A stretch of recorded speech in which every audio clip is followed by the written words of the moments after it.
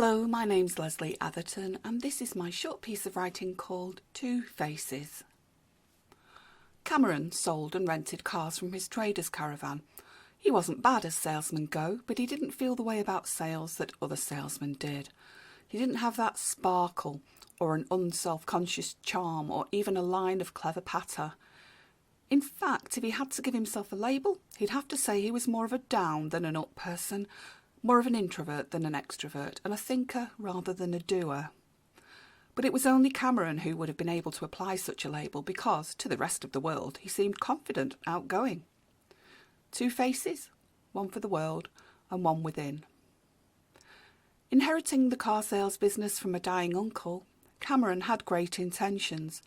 Selling cars was preferable to his previous office job, but that was about the best he could say. Basically, Cameron didn't enjoy much about his job, but his favourite part definitely stood out. It was a daily highlight when Drew, a red-haired, athletic man, aged around 25, arrived to pick up his limo.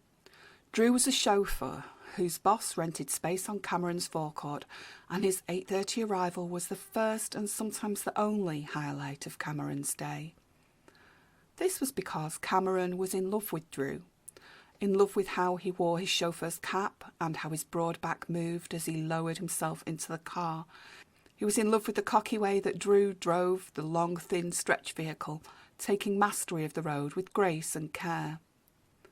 Each day, once business was complete, Cameron worked in a secret lockup behind the trader's caravan. But he didn't work on late car sales. He wrote poems of love and longing and painted enormous canvases with oil paint swirling and twisting to express his frustration and love. The imagined model was always Drew, as his beauty was Cameron's only inspiration.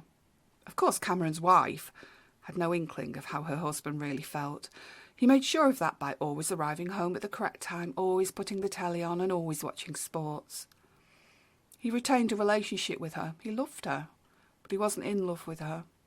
His real love was a secret, as were his art and his writing.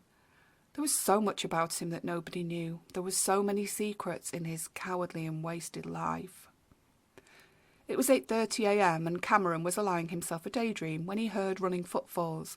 He recognised the sound of his love on the gravel. It was him, of course. It was Drew. Cameron straightened his body, which had previously been sunk into the patched-up office chair. He fluffed his hair up a little and tensed his stomach muscles. He waited. But there was something different about today's footfalls. Drew was running into the forecourt, with heavy steps crunching on the stones. Cameron dared to look out of the caravan at the object of his desire. He was accustomed to Drew arriving and looked forward very much to those times when a rushing Drew would get changed in the caravan. But Cameron didn't think Drew was late today. This was different. He was bleeding badly. He wasn't running for fun. He was terrified and running to escape. Cameron shook himself from his frozen state and ran out of the caravan.